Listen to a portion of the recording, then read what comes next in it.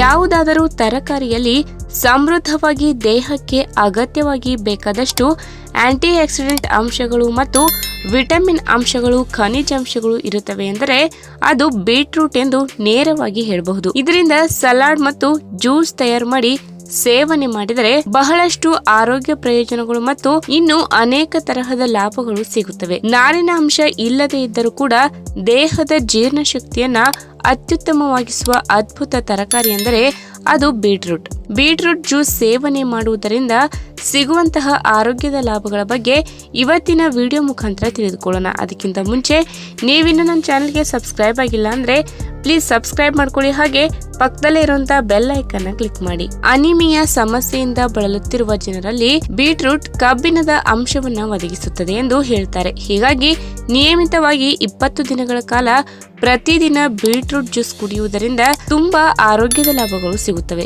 ಇದರಲ್ಲಿ ಹಿಮೋಗ್ಲೋಬಿನ್ ಅಂಶದ ಪ್ರಮಾಣ ಹೆಚ್ಚಾಗಿದ್ದು ಕೆಂಪು ರಕ್ತ ಕಣಗಳು ದೇಹದ ವಿವಿಧ ಭಾಗಗಳಿಗೆ ಆಮ್ಲಜನಕವನ್ನ ಪೂರೈಕೆ ಮಾಡುವಲ್ಲಿ ಪ್ರಮುಖ ಪಾತ್ರ ವಹಿಸುವುದರಿಂದ ಗರ್ಭಿಣಿ ಮಹಿಳೆಯರಿಗೆ ಕೂಡ ಇದು ಹೆಚ್ಚು ಅನುಕೂಲಕಾರಿ ಎಂದು ಹೇಳಲಾಗುತ್ತದೆ. ಇದರಲ್ಲಿ ನೈಸರ್ಗಿಕವಾದ ಕಬ್ಬಿಣದ ಅಂಶ ಇರುವುದರಿಂದ ದೇಹದಲ್ಲಿ ಹಿಮೋಗ್ಲೋಬಿನ್ ಕೊರತೆ ಎದುರಾಗುವುದಿಲ್ಲ. ಇನ್ನು ಬೀಟ್ರೂಟ್ ನಲ್ಲಿ ಕಂಡುಬರುವ ನೈಟ್ರೇಟ್ ಅಂಶ ಮುಖ್ಯವಾಗಿ ಹೃದಯ ರಕ್ತನಾಳದ ಕಾಯಿಲೆಗಳನ್ನ ಹೋಗಲಾಡಿಸುವಲ್ಲಿ ಪ್ರಮುಖ ಪಾತ್ರ ವಹಿಸುತ್ತದೆ. ಹೀಗಾಗಿ ರಕ್ತದ ಒತ್ತಡ ಹೆಚ್ಚಾಗಿರುವ ಜನರು ಬೀಟ್ರೂಟ್ ಸೇವನೆಯನ್ನ ಅಥವಾ ಬೀಟ್ರೂಟ್ ಜ್ಯೂಸ್ ಸೇವನೆಯನ್ನ ಅಭ್ಯಾಸ ಮಾಡಿಕೊಂಡರೆ ದೇಹದಲ್ಲಿ ಸರಾಗವಾದ ರಕ್ತ ಸಂಚಾರ ನಡೆಯುತ್ತದೆ. ಹೀಗಾಗಿ ಹೃದಯದ ಆರೋಗ್ಯವನ್ನ ಮತ್ತು ಹೃದಯ ರಕ್ತನಾಳದ ಕಾಯಿಲೆಯನ್ನ ನಿಯಂತ್ರಣದಲ್ಲಿಟ್ಟುಕೊಳ್ಳಲು ಬೀಟ್ರೂಟ್ ಜ್ಯೂಸ್ ಹೆಚ್ಚು ಸುರಕ್ಷಿತ ಮತ್ತು ಹೆಚ್ಚು ಆರೋಗ್ಯಕರ ಕೂಡ ಹೌದು. ಇನ್ನು ನಮ್ಮ ಮೆದುಳಿನ ಜೀವಕೋಶಗಳಲ್ಲಿ ನೈಟ್ರೇಟ್ ಅಂಶ ಕಡಿಮೆಯಾದರೆ ಅದರಿಂದ ರಕ್ತ ಸಂಚಾರ ಕಡಿಮೆಯಾಗುತ್ತದೆ. ಮೆದುಳಿನ ಅರಿವಿನ ಸಾಮರ್ಥ್ಯ ಕೂಡ ಕ್ರಮೇಣವಾಗಿ ಕ್ಷೀಣಿಸುತ್ತದೆ. ಹೀಗಾಗಿ ಬೀಟ್ರೂಟ್ ಜ್ಯೂಸ್ ಸೇವನೆಯಿಂದ ಅತ್ಯಧಿಕ ಲಾಭಗಳನ್ನ ಈ ವಿಚಾರಗಳಲ್ಲಿ ನಿಮ್ಮದಾಗಿಸಿಕೊಳ್ಳಬಹುದು.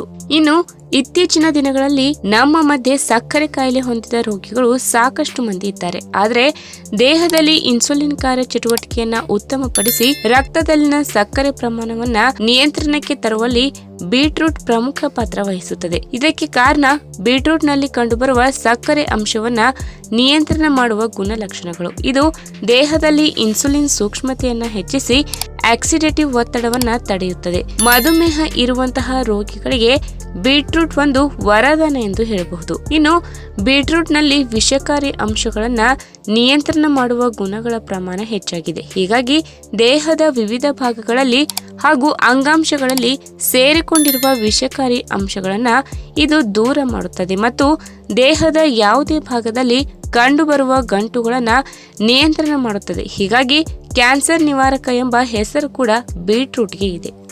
ಈ ವಿಡಿಯೋ ನಿಮಗೆ ಇಷ್ಟವಾದಲ್ಲಿ ತಪ್ಪದೇ ಲೈಕ್ ಮಾಡಿ, ಶೇರ್ ಮಾಡಿ, ಹಾಗೆ ನಿಮ್ಮ ಅನಿಸಿಕೆನ ಕಮೆಂಟ್ ಮೂಲಕ ತಿಳಿಸಿ.